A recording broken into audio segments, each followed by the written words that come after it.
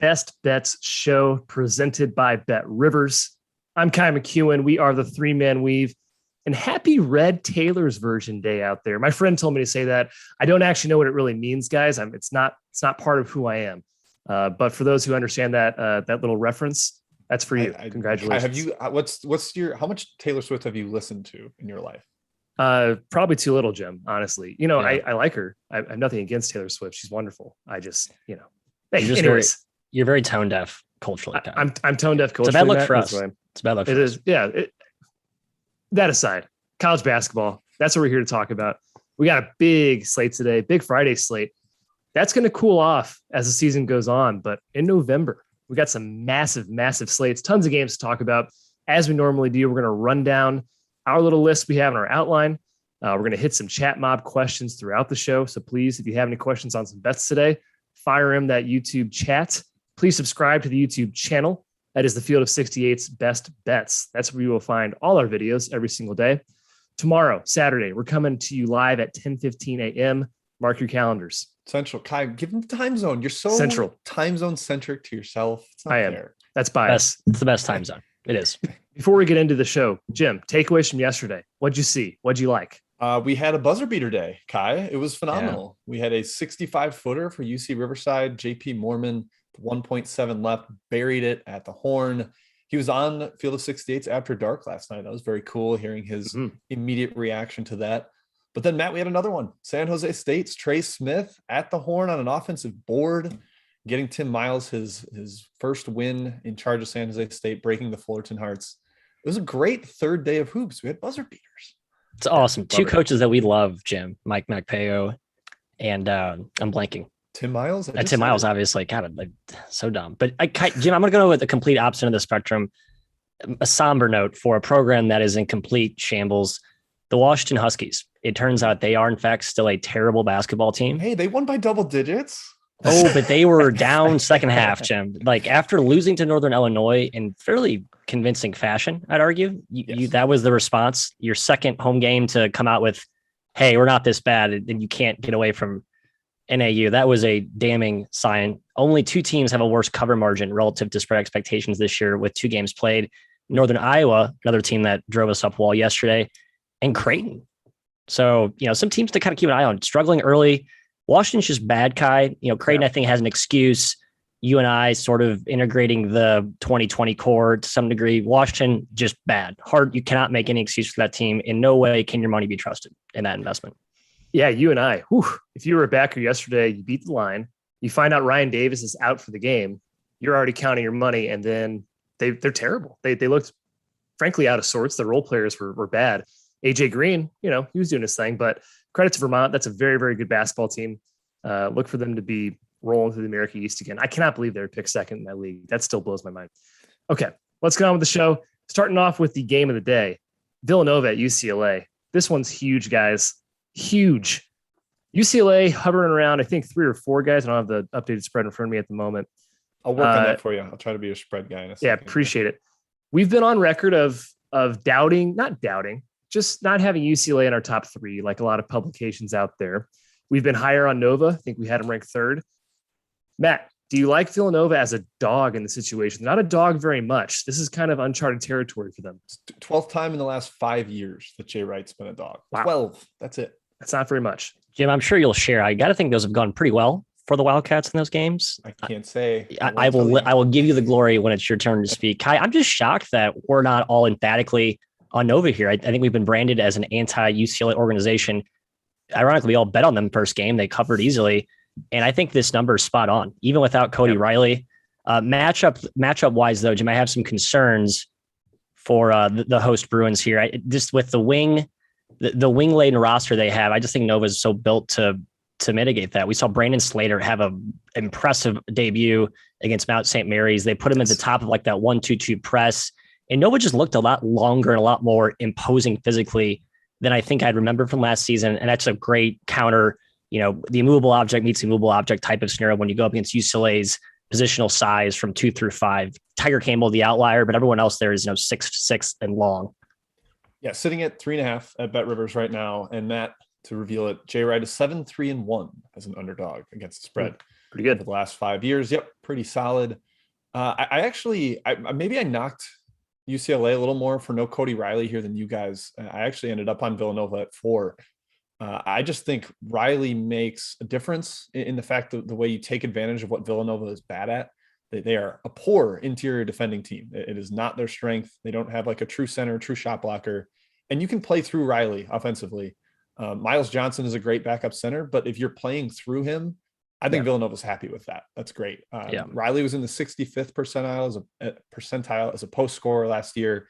Johnson was in the 35th. So if Villanova's like just letting them go one-on-one with Miles Johnson, that's a win.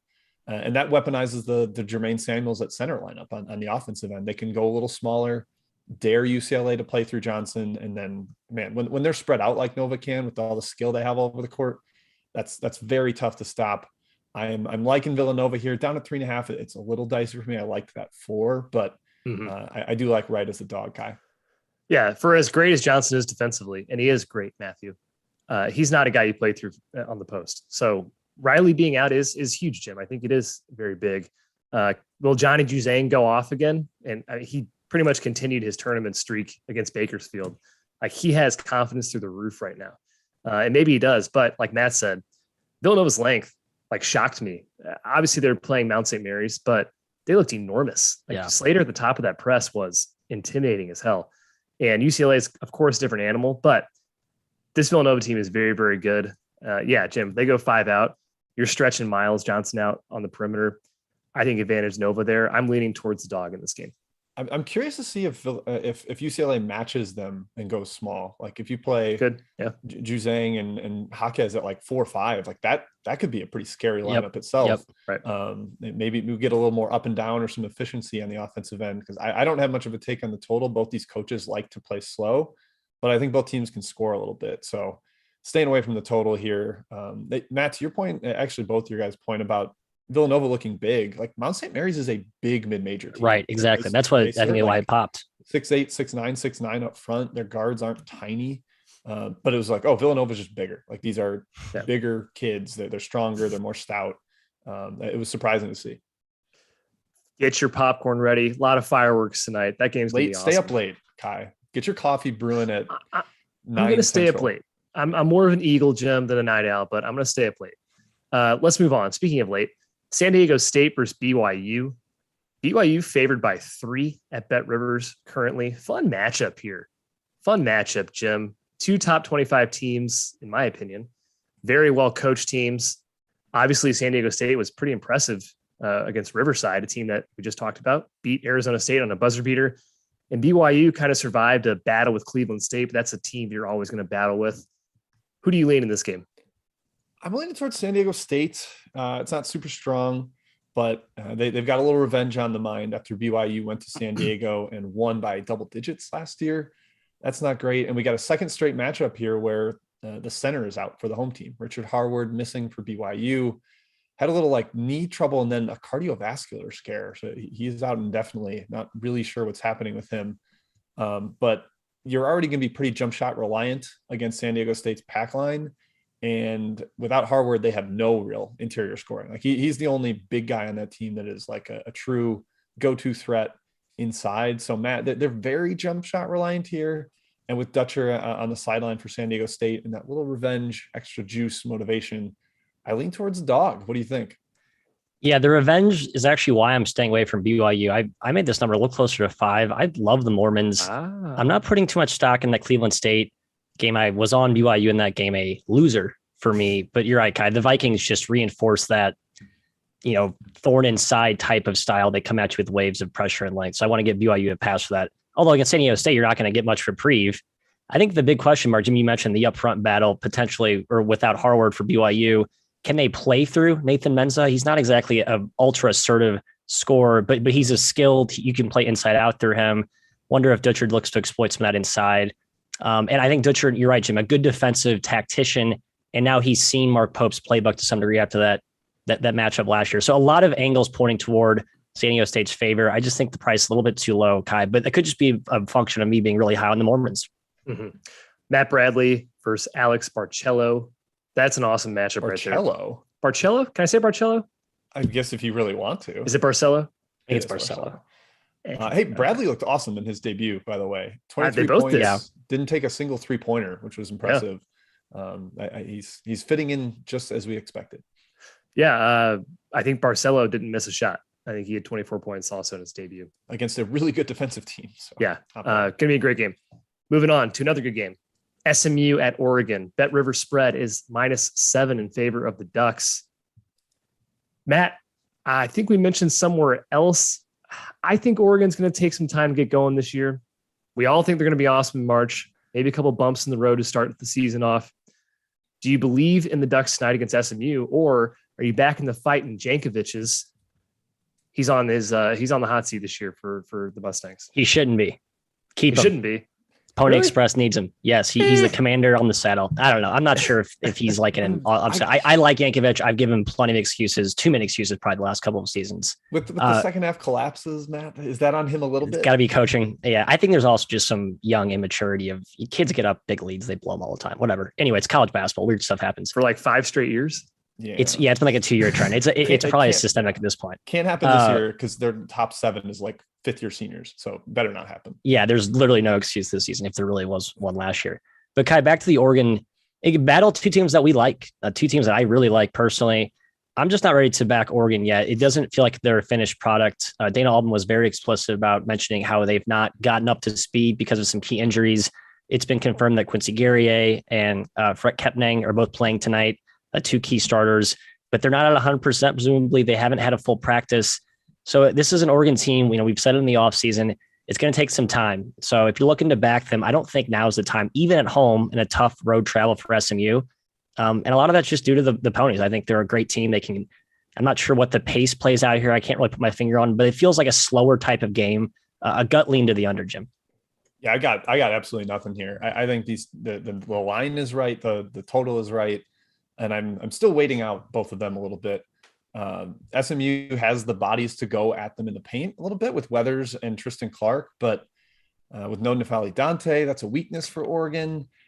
I don't know. Kepnang is going to play. Gary is going to play. They were iffy a little bit, but reported as in. I don't know, Kai. I wish I had a stronger feel in this one. It's like Matt said, it's 2 teams I like long term, so I'm just going to stay away. Yeah, I'm leaning Ponies here a little bit at 7. I like the Kendrick Davis leadership at point guard.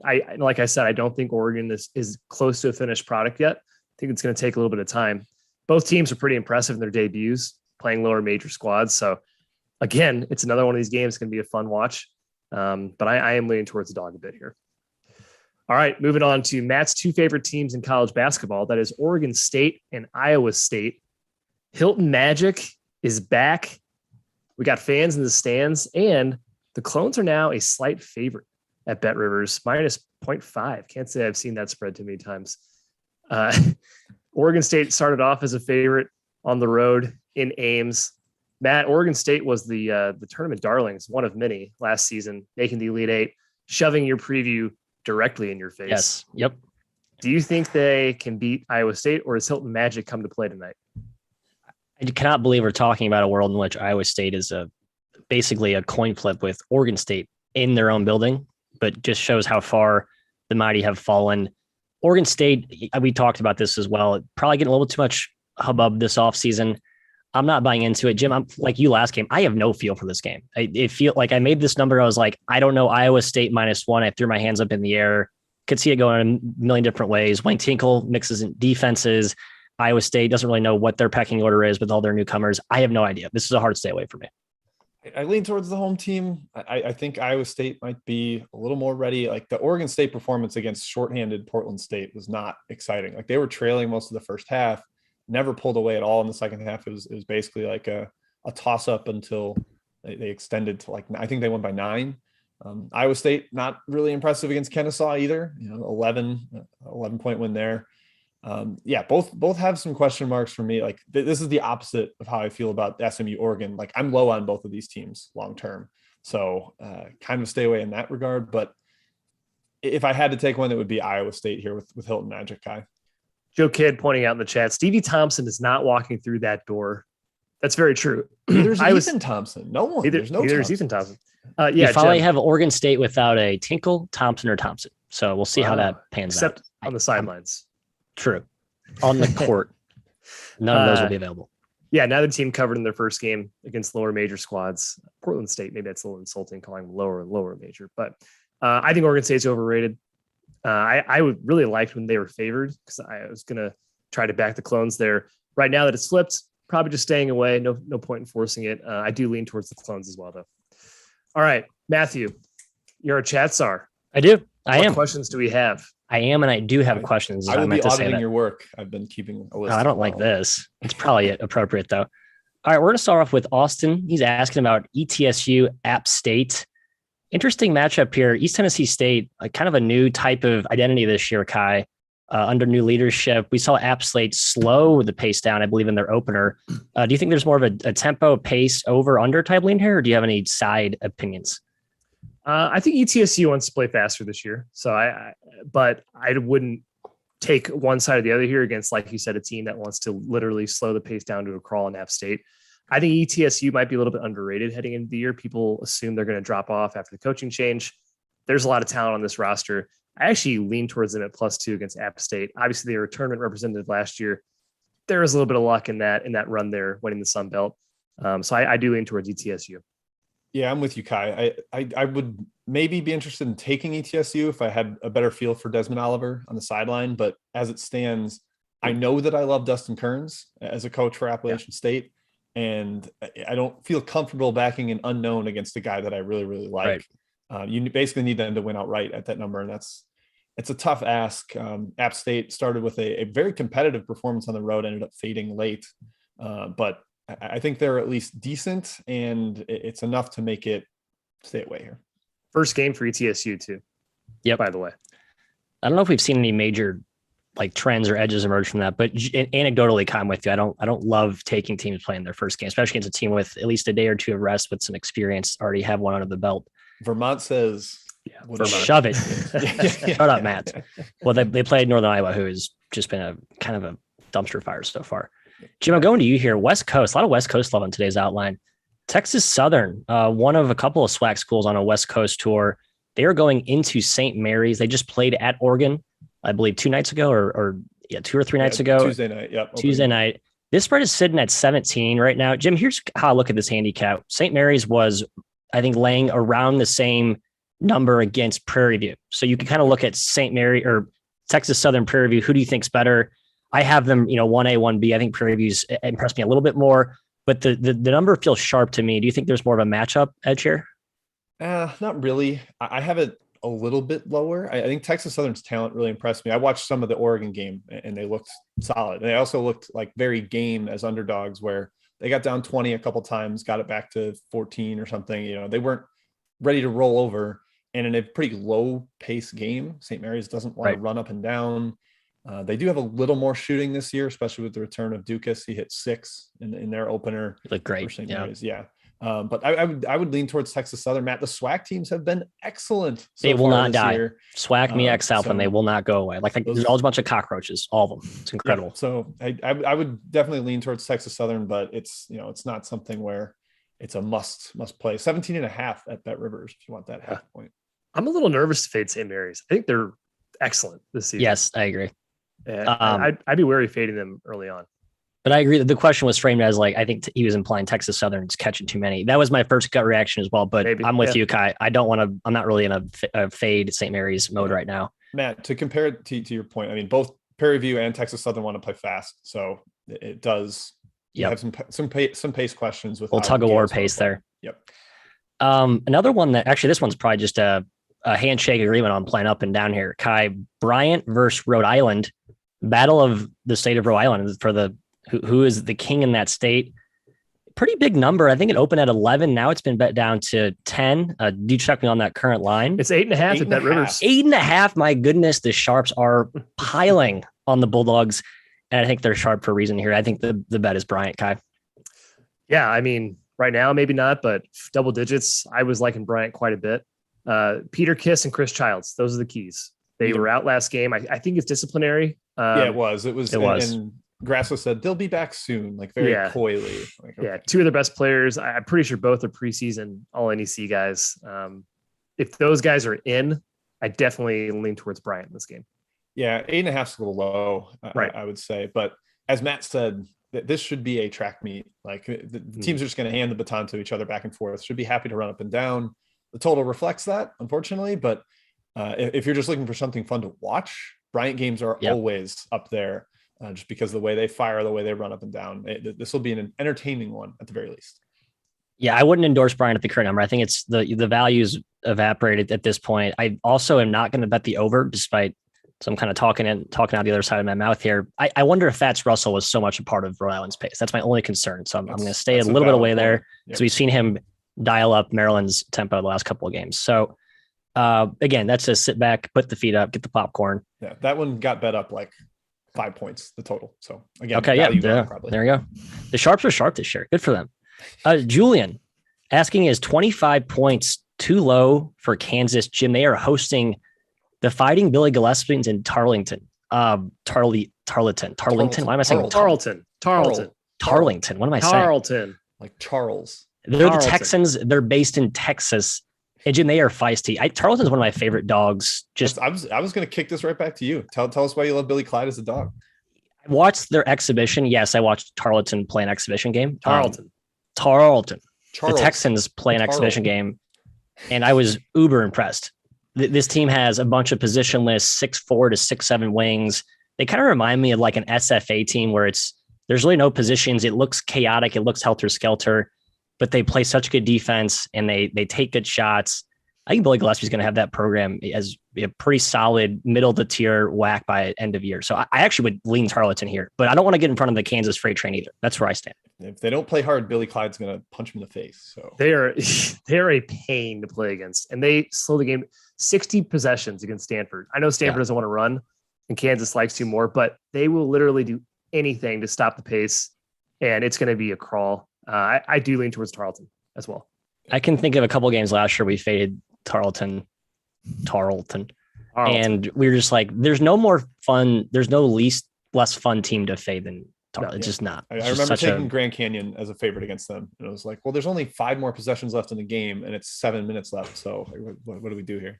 Yeah, it feels like quicksand. David C. asking about Coppin State. A little extra special here, Kai. 3rd game in 4 days. We took the Fighting Coppins against DePaul. Juan Dixon lost his mind. I believe they racked up 4 technicals in that game. He got tossed. They looked noticeably frustrated, but it was a much more encouraging effort after their opening game shellacking.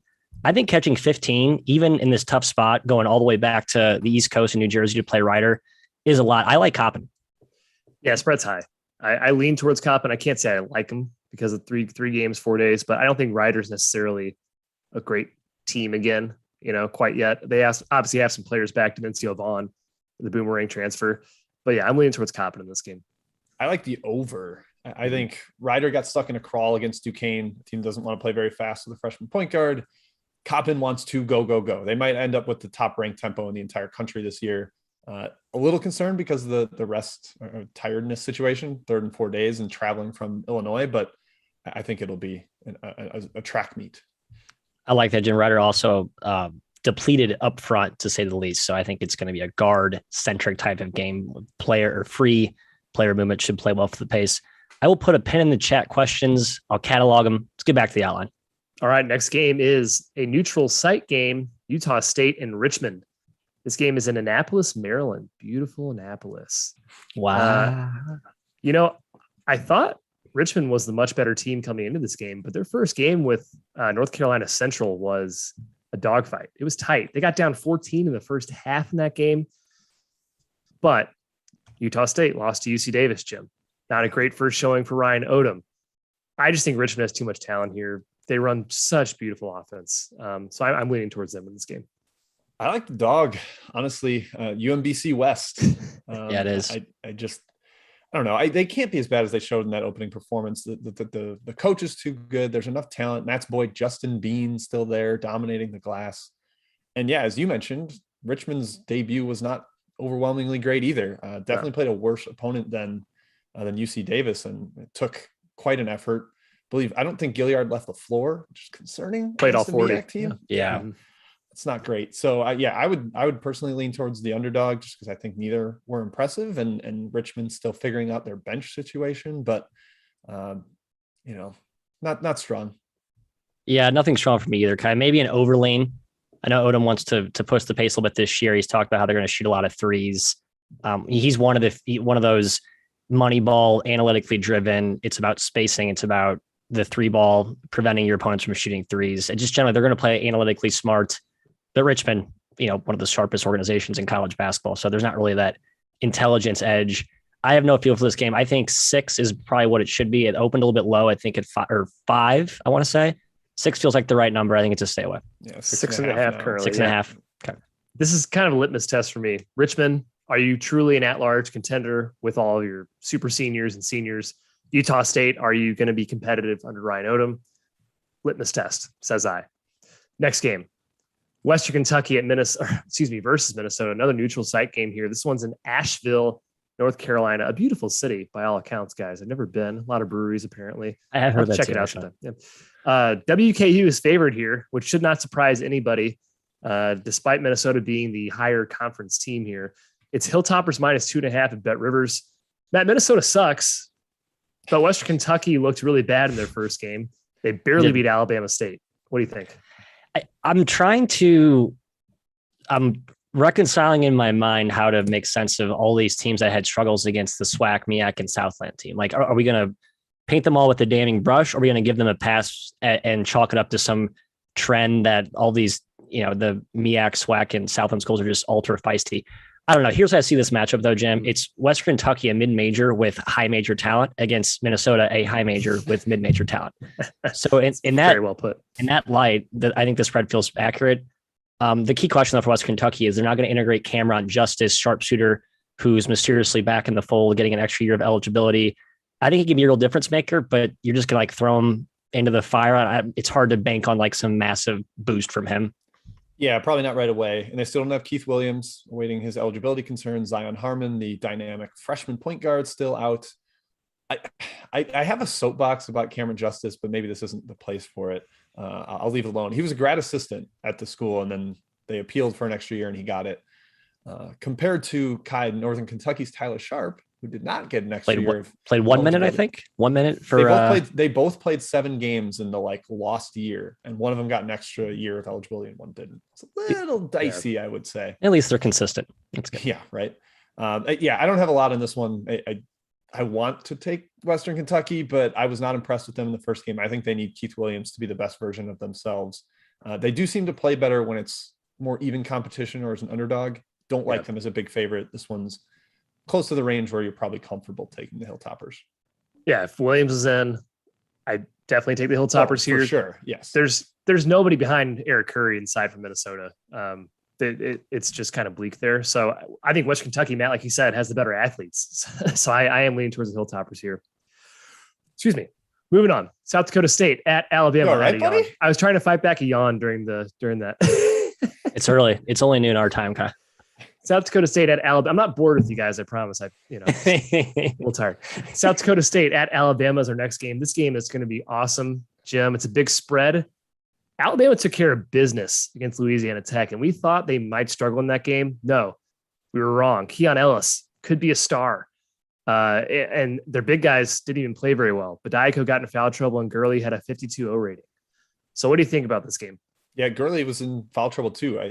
They if they win by 25 again, they're like a top 5 team. It's just incredible if they do that twice in a row against mid-major favorites.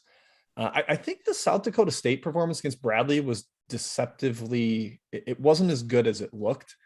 They shot 28% inside the arc against Bradley. That's not great. And that was masked by shooting 45% from deep and 98% from the free throw line. That's what they do. Sorry, 97%, 28 of 29. That made look like, okay, blowout. This team is in a different league than Bradley, but I think there were some cracks in the armor with that interior issues. Dougie Wilson was 5 of 19 from the floor. That is not great. Alabama's got athletes. They'll throw it at you. They'll run up and down. This is going to be a shootout, but I think with the athleticism edge for Alabama, I would lean their way. I just think South Dakota State isn't quite as good as they looked, Matt.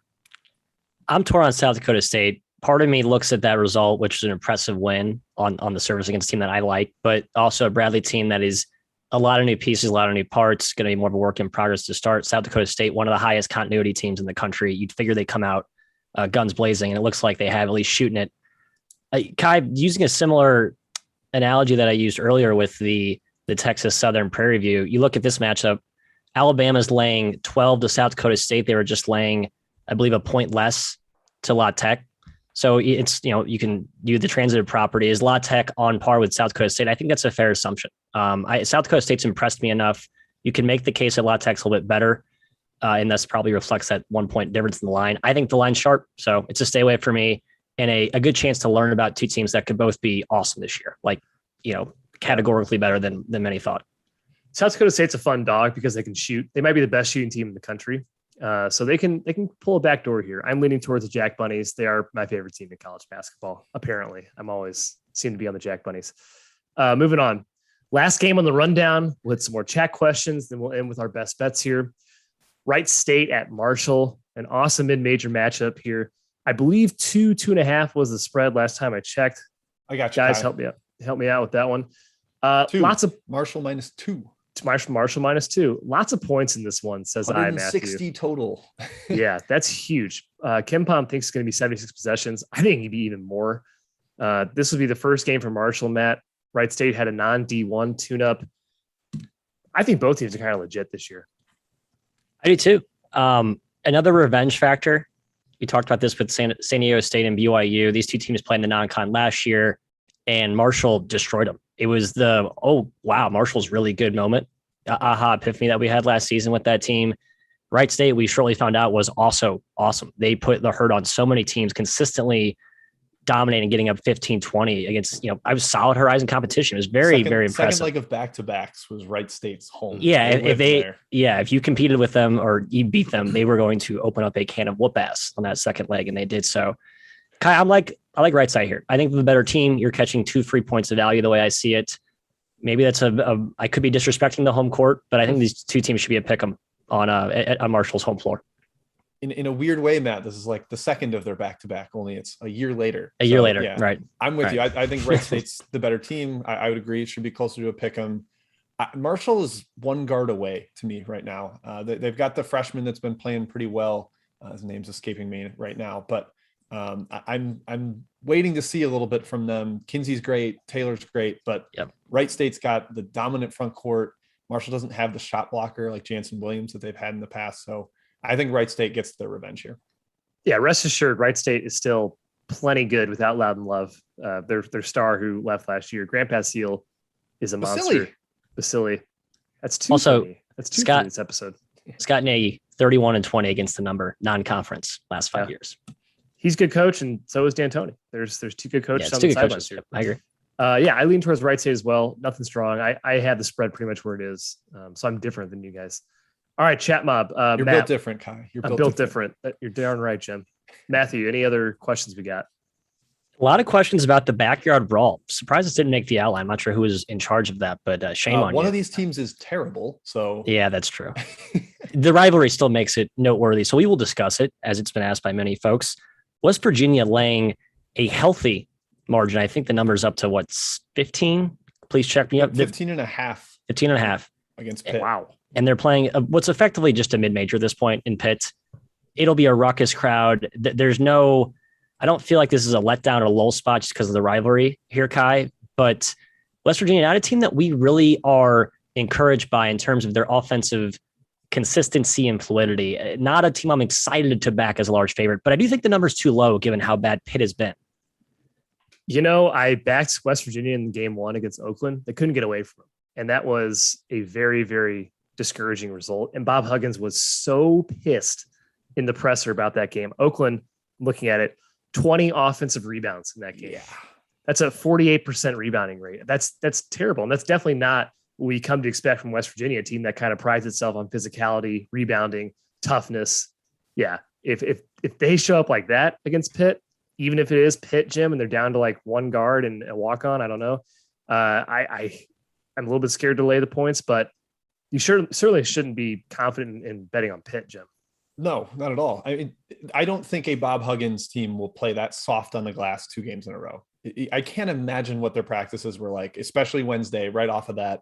It had to be a war, and they're going to pressure a little more this year, Matt. And I think against Pitt, if you do that, you're going to be in business. I mean, Pitt was down 15 right away against the Citadel. Like it wasn't like, oh, the Citadel got away from them late. It was a thorough blowout the whole way. And Pitt has one guard. Odekali's the only guard left besides the walk-on. And I think this could be a turnover fest. A more disciplined, zeroed in West Virginia team could take care of business here. I worry for Pitt backers.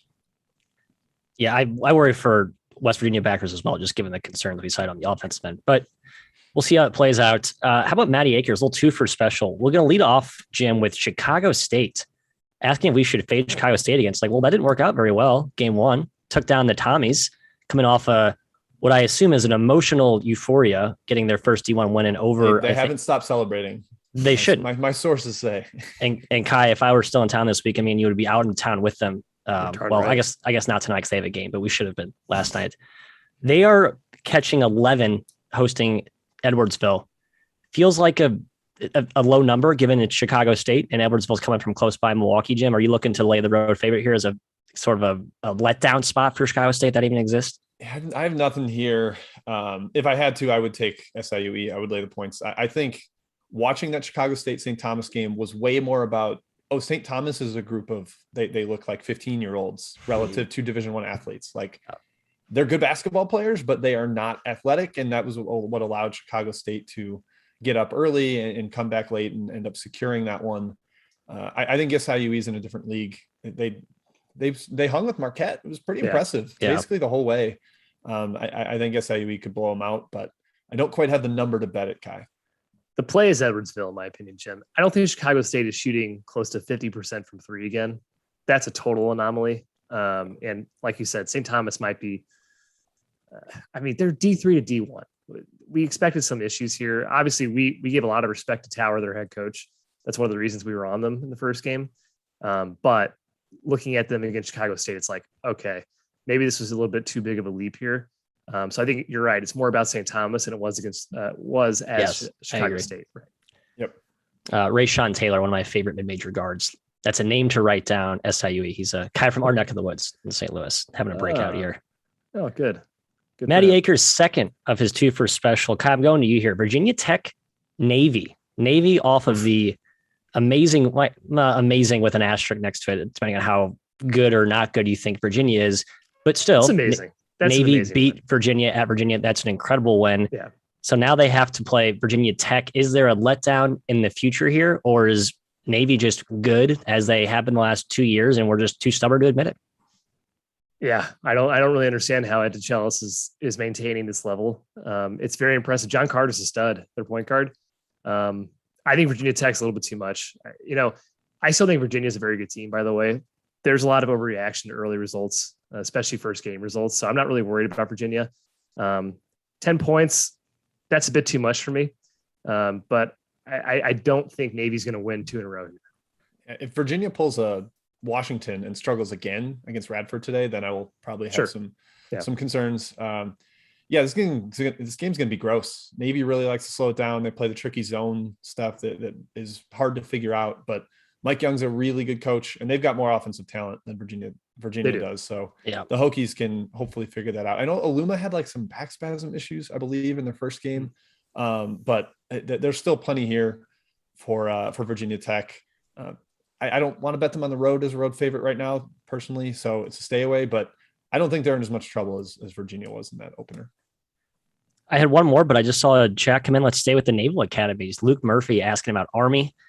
Kai, they are playing Duke, and I would say Duke looked good to quite good in their opening night debut. Yeah. The angle here for me, as a longtime fraudulent Duke fan, as my Duke decor behind me indicates. Yeah, it's very obvious. Coach K, a West Point alum. I don't know if I think he's too nice to run up the score. The question is Duke just too good to keep it under the number? I don't know. Where do you stand? I kind of lean that way. Yeah, I think you're right that Coach K is going to instill in his players, you are not running up the score against this team.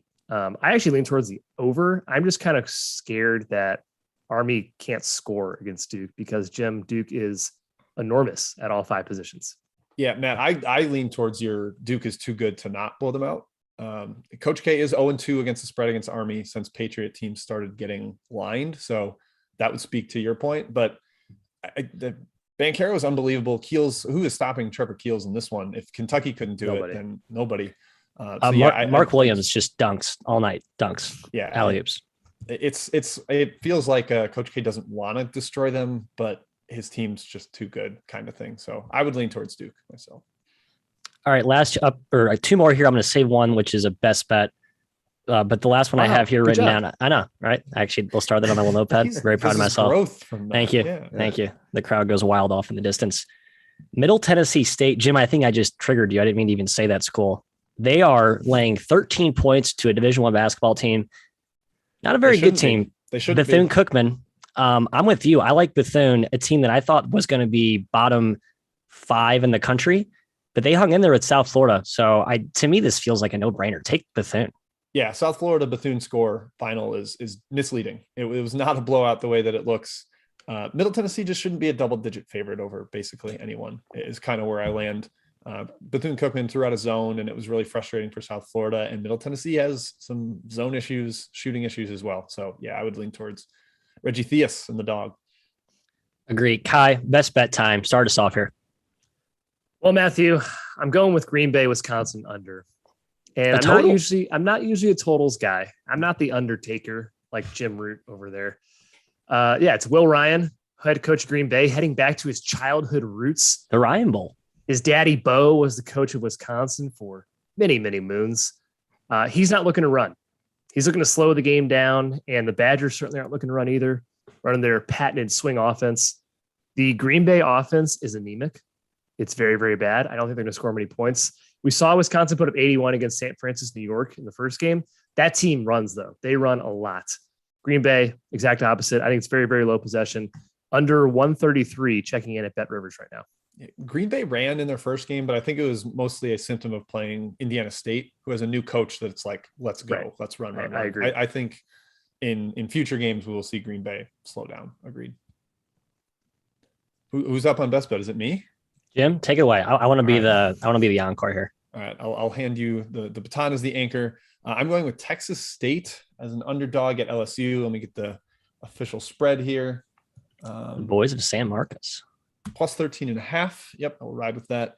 LSU absolutely demolished Louisiana Monroe in their first game. No ifs, ands, or buts about it. Like 80 points. They came out scorching in that game. Darius Days, I think, hit 6 or 7 threes in the first half.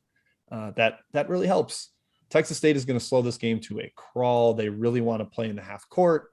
I don't think LSU's half court offense is ready. It's basically Xavier Pinson and some other guards we're not totally sure about yet. So I think Texas State keeps it close. Team that won the regular season in the Sun Belt last year. I'll take the 13.5, Matthew. Love it. I'm going to stay on the West Coast for my best bet. Taking the tree. Stanford as they travel just a stone's throw across the Bay Area to face Santa Clara. For some reason, people seem to think Santa Clara is only 3 points or should only be catching 3 points against a good, in my opinion. Man. I think the last Stanford's good, sir? I do. Harrison Ingram is awesome. I love what I saw. He's basically just a better version of the failed experiment they had last year with their other 5-star freshmen. Their supporting cast is solid. I think Stanford has an identity. They're a great undervalued bet on team against a Clara team. The we've faded a lot the last 2 years. They've just been overvalued in the market, especially early on. Yeah. Lots of length. They're good defensively. They're well coached. I don't like fading those types of elements, but when I'm only laying 3 with, essentially, the home court will be what I can't imagine the Santa Clara Stadium is going to be rocking. No offense to the Santa Clara Broncos fans there. I like Stanford here, -3. Yeah. And Stanford can walk to the gym, Matt. So, yep. Yeah. To your point, probably pretty Actually, traffic's bad there. It's probably an hour commute door to door. Does it give me a chat community? Please get the official current Google Maps ETA. We'd appreciate that. Kai, what'd you say your number was for your under? It's 133. Okay, just wanted to make sure. Yeah. I thought you said something lower, so I want to make sure you got your value. No, 133 at BetRivers, Jim. Yep. That's it, Kai. Just one for me today. Sign us off. All right. Well, you're the host, buddy. No, you're not. Wow, I pulled a Matt. Holy cow. My goodness. Guys, Wow, I'm you worried hosted- about Kai today. He yawned. He got some names pronounced wrong. He doesn't know. Oh who's my gosh. hosting. Matt hosted Best Bets without my knowledge. That is totally on me. Hey, you know what? I'm going to sign us off though. Field of 68. That's who hosts this show. It's awesome. BetRivers, presented by. I'm all over the place. Hey, tune in like next. and subscribe. Do that. Yes, like the video. Subscribe to the channel. Field of 68 Best Bets tomorrow, 10:15 a.m. Central Standard Time, Saturday. Huge slate again. We'll see you guys then. Good luck tonight with your bets.